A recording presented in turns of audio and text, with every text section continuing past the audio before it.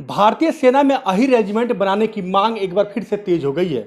और आपको बता दें कि सोशल मीडिया पर जो पूरे देश में यादव समाज के लोग हैं वो लगातार ट्वीट कर रहे हैं और देश में जैसे कि इंडियन आर्मी में अही रेजिमेंट की मांग कर रहे हैं। और अब ये जो हरियाणा, दक्षिणी हरियाणा में बात करें तो यहाँ जो जो अही रेजिमेंट की मांग को लेकर कल से धरना प्रदर्शन किया जाएगा और ये धरना अनिश्चितकालीन धरना दिया जाएगा। और गुरुग्राम के खिड़की डोला टोल पर एक मंच भी तैयार किया गया है। आपको मैं तस्वीरें जो दिखा रहा हूँ देख सकते हैं कि ये पूरा मंच तैयार किया गया है क्योंकि कल से यहाँ अनिश्चितकालीन धरना दिया जाएगा। इसके अलावा भी हमारे साथ मनोज मौजूद है जो अही रेजिमेंट की जो मांग है वो लगातार ये उठाते आ रहे हैं। और आज भी इन्होंने एक मीटिंग की थी, जो जितने भी कार्यकर्ता थे इसके इन सबको इन्होंने बुलाया था और उनको उनकी जिम्मेदारी दी गई है। ज़्यादा बातचीत करने के लिए खुद हमारे साथ मनोज जी मौजूद है जो पूरी डिटेल से आपको बताएंगे कि आखिर लंबे समय से जो लगातार अही रेजिमेंट की मांग इंडियन आर्मी में उठ रही है वो क्यों पूरा नहीं हो पा रहा है। उसको लेकर हमारे साथ खुद मनोज जी बात करेंगे। मनोज जी, सबसे पहले आपका स्वागत है हिंदुस्तान न्यूज में। नमस्कार। और सर, सबसे पहले तो मेरा ये सवाल है कि काफ़ी समय से आप लोग अही रेजिमेंट की मांग उठाते आ रहे हैं, क्या कारण है कि मांग पूरी नहीं हो रही है? देखो, जो ये हमारी अही रेजिमेंट की मांग है, हमारी जो कौम है ये बहुत बहादुर कौम है। इसका गौरवशाली इतिहास रहा है। जब हमारा देश गुलाम था तो 1857 में भी इस सरकार अंग्रेज़ों का विद्रोह करने का काम भी हमारी कौम ने किया था।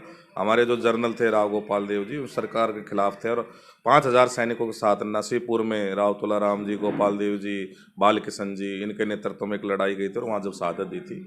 और उसके बाद चाहे 1911 का प्रथम विश्व युद्ध हो, चाहे 1939 का द्वितीय विश्व युद्ध हो, उसमें भी अहीर कौम ने बड़ा अपनी योगदान दिया था। और चाहे उसके बाद देश आज़ाद होने के बाद, चाहे 1948 का बड़गांव युद्ध हो, और चाहे वो देश की 8वीं, जिसको विश्व की 8वीं लड़ाई मानी जाती है, रेजांगला युद्ध, जिसमें 114 वीर अहीर सैनिकों ने 3000 चीनी सैनिकों को मारने का काम किया था। और आज अभी एक बयान भी आया था कि यदि उस वक्त यदि हमारे 114 वीर अहीर सैनिक उस टाइम उन चीनी सैनिकों नहीं मरते तो आज हमारे पास शायद जम्मू कश्मीर नहीं होता। इतनी बड़ी शहादत देने वाली कौम हमारी रही है। उसके बाद चाहे 1965 की लड़ाई हो, चाहे 1971 की लड़ाई हो, चाहे कारगिल युद्ध हो, चाहे संसद पे हमला हो, चाहे ताज पे हमला हो, हर जगह यदि इस देश पे कोई आतंकवादी हमला हुआ है या इस बाहरी देश ने कोई आक्रमण किया है, कोई आतंकवादी हमला हुआ है, तो यदि सबसे ज़्यादा खून बहा है तो यदुवंशियों का बहा है, यादव समाज के सैनिकों ने बहाया। लेकिन जब यादव समाज का सैनिक वहां बॉर्डर पे देश की रक्षा करते हुए शहीद होता है और जब उसका पार्थिव शरीर हमारे बीच में यहाँ आता है तो उसके ऊपर उसके कंधे पे अहीर लिख के नहीं आता, तो पूरे यादव समाज को दुख होता है, क्योंकि उसके मान सम्मान और स्वाभिमान की है काम करते हैं यादव समाज के लोग करते हैं। जैसे और अनेक प्रकार की रेजिमेंटें बनी हुई है सर, इस देश में बनी हुई है, जातिगत रेजिमेंट बनी हुई है, जैसे जाट रेजिमेंट है, सिख रेजिमेंट है, राजपूताना रेजिमेंट है, असम रेजिमेंट है, बिहार रेजिमेंट है, मद्रास रेजिमेंट है, यानी कि कुल मिलाकर 24 रेजिमेंट इस देश में है। तो ये हमारा हक बन, इतनी मार्शल कौम है, इतनी बहादुर कौम है, इतने हमारे पूर्वज बलिदान देते आ रहे हैं इस देश के ऊपर, लेकिन हमारा अधिकार हमारा नहीं मिल रहा है। इसलिए इस पूरे यादव समाज में, पूरे देश जो 26 करोड़ यादव इस देश में हमारे हैं, तो उस पूरे यादव समाज में अब इसको लेकर जागरूकता फैल चुकी है और पूरा देश का यादव समाज ये चाहता है कि हमारा जो मान सम्मान और स्वाभिमान है और जो हमारा हक बनता है वो हक सरकार हमें दे। और इसी को लेकर ये अनिश्चितकालीन धरना समाज ने, 36 बिरादरी ने मिलकर ये फैसला लिया है। और साथ साथ मैं आपको ये भी बताना चाहूंगा कि हमारी इस मांग को 36 बिरादरी का समर्थन प्राप्त है। हर बिरादरी, सबको पता है कि जो यादव समाज है वो मार्शल कौम और इस देश के लिए बलिदान देते आई है, तो उनका हक बनता है और इस मांग के साथ 36 बिरादरी का हमें समर्थन प्राप्त। मनोज जी, कल से जिस तरह से अनिश्चितकालीन धरना की आप लोगों ने जो आह्वान किया है तो उसमें कहाँ कहाँ के लोगों को आप लोगों ने न्योता दिया है? देखो, जो ये अनिश्चितकालीन जो धरना हो रहा है ये पूरे यादव समाज का धरना है, पूरे देश का ये धरना है। एक ये सेंटर पॉइंट पूरे संगठनों से भी हमने बातचीत करी है और इसलिए इसका जो संयुक्त अहीर रेजिमेंट जो मोर्चा बना है उस काफ़ी संगठन इसमें शामिल हो चुके हैं और जो संगठन अहीर के कोई रह भी रहे हैं उनको भी शामिल किया जाएगा। और यहाँ कल से धरना देने के बाद हम विभिन्न जिलों में भी जाएंगे, विभिन्न प्रदेशों में भी जाएंगे और पूरे देश के यादवों को एकजुट करने का काम करेंगे ताकि सरकार पर दबाव बने और सरकार जो हमारा मांग बनती है, जो हमारी जायज़ मांग है, उस मांग को उस सेना में अही रेजिमेंट गठन करके सबको गौरवान्वित महसूस करें। मनोज जी, काफ़ी समय से मैं भी देखता आ रहा हूँ कि लगातार आप इसकी आवाज़ उठाते आ रहे हैं, तो इस बार जो अनिश्चितकालीन आप लोग धरना कर रहे हैं तो क्या इसमें जो यादव समाज के जो मंत्री या नेता है उनको भी न्योता दिया गया इसमें हमने अपने समाज के जो भी जनप्रतिनिधि है, हमारे जनप्रतिनिधि सारे इस मांग से वाकिफ हैं और उन्होंने अपने अपने स्तर पर वो मांग उठाई भी है। और हमारे ही जनप्रति हमारे समाज के ही जनप्रतिनिधि और जो जनप्रतिनिधि है और समाज से जो जनप्रतिनिधि है, चाहे वो सांसद हो चाहे विधायक हो, उन्होंने मेंबर ऑफ पार्लियामेंट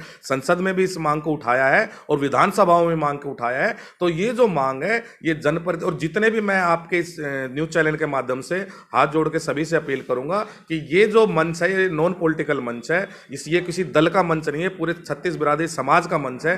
छत्तीस बिरादरी के नेताओं का यहाँ स्वागत है जो हमारी अरेंजमेंट की मांग मनवाने में हमारा सहयोग करेगा। हर उस व्यक्ति का स्वागत है, हर उस पार्टी का स्वागत है। हमें किसी पार्टी से कोई एलर्जी नहीं है, हमें किसी व्यक्ति से कोई एलर्जी नहीं है, हम सबको साथ ले रहे हैं। और पूरे इलाके की सरदारी ने यही फैसला लिया है कि छत्तीस बिरादरी के लोगों का इसमें सहयोग और समर्थन होगा। मनोज जी, आपने कहा कि तमाम जो चाहे वो समाज के नेता हो या चाहे अन्य भी छत्तीस बिरादरी के नेता है वो लगातार आप लोग की आवाज़ उठा रहे हैं, फिर कारण क्या है? क्या आप मानते हैं, आपने कुछ गाइड किया हुआ है, क्या कारण है कि अरेंजमेंट नहीं बन पा रहा है? कहीं ना कहीं ये मांग जो उठी है प्रबलता से नहीं उठी है। इसके पीछे क्योंकि आज के दिन क्या है कि हर सरकार, जब सरकार सिरों की संख्या देखती है जब ही सरकार मानती है।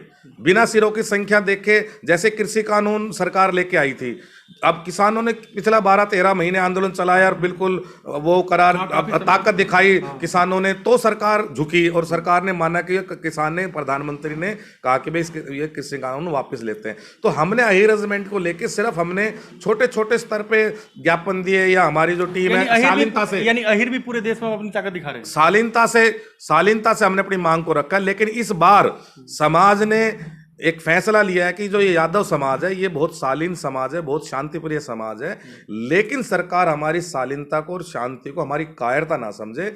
इस बार हम सरकार से अपने हक की मांग है और पूरी ताकत से मांगेंगे और पूरे देश के यादव मांगेंगे और पूरे देश के यादव इस बार इस मांग को लेकर एकजुट होने जा रहे हैं और पूरे तरीके से सरकार को ये कहे कि हमारा हक है। और सरकार निश्चित रूप से हमें यह है कि जब हमारे पूरे देश का यादव इकट्ठा हो जाएगा सरकार भी झुकेगी और सरकार जो मांग अब तक हमारी लंबित है, जो हमारे मान स्वाभिमान की मांग है, उसको जरूर पूरा करेगी। दक्षिणी हरियाणा में आप इसकी तैयारी दक्षिणी हरियाणा में कर रहे हैं आप लोग, तो हरियाणा के कितने नेताओं को आमंत्रित किया गया है? कुछ देखो, ये जो मांग है ये एक दक्षिण हरियाणा की मांग नहीं है, पूरे देश की मांग है। ये गुड़गांव के लोग इसमें अग्रणी भूमिका निभा रहे हैं। दक्षिणी हरियाणा में हो रहा है ना, तो क्या कुछ लोगों को न्योता दिया है आप लोगों ने? हमने सोशल मीडिया के माध्यम से और वैसे सभी से, सोशल मीडिया हो चाहे प्रिंट मीडिया हो चाहे इलेक्ट्रॉनिक मीडिया, हमने सभी से निवेदन किया है ये समाज का धरना है, इसमें सब आ सकते हैं। और हम धीरे धीरे करके, अभी जो कमेटी बन गई है, धीरे धीरे करके सब नेताओं के पास भी समर्थन जुटाने के लिए जाएगी। जैसे जैसे आंदोलन आगे बढ़ता चला जाएगा, पूरे देश के अपने समाज के भी नेताओं को जोड़ेंगे और समाज के नेताओं को जोड़ने का काम करेंगे।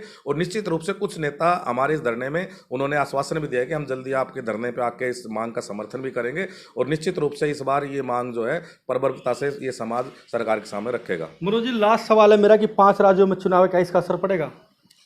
देखो, 5 राज्यों में चुनाव, हम तो यही कहते हैं कि अपने यादव समाज के सभी साथियों से, सभी बुजुर्गों से, सभी नौजवान साथियों, माताओं, बहनों से, सभी से यही निवेदन करते हैं कि जो भी आपके पास वोट मांगने आए, सबसे पहले आप अपनी मान और स्वाभिमान की मांग, जब पंचायत में कोई नेता वोट मांगने आता है तो कोई भी पार्टी का नेता हो, किसी भी पार्टी से संबंध रखता हो, तो उनसे वो सवाल जरूर करे कि आप अपने मैनिफेस्टो में, आप अपनी पार्टी पर ये आवाज उठाए कि सेना में हाई रेजिमेंट का गठन हो, तभी आपको हम वोट देंगे। ताकि उस वोट के चोट से सरकार दबती है। तो हमें अपने वोटर को भी, यादव समाज के लोगों को भी आह्वान करना चाहूंगा कि इस मांग को लेके सभी पार्टियों पे, जो भी जिस समाज में हमारे साथी काम करते हैं, जो भी हमारे यादव समाज के लोग हैं, वो पूरी ताकत से ये भी कहे कि जब तक जो अरेंजमेंट की बात करेगा हम वोट उसी को देने का काम करेंगे। जी बिल्कुल। देखिए थे हमारे साथ मनोज यादव, जिनका साफ तौर पर यही कहना है कि जिस तरह से कल जो अनिश्चितकालीन जो धरने की तैयारी की गई है वो अनिश्चितकालीन धरना रहेगा। और इन्होंने साथ ही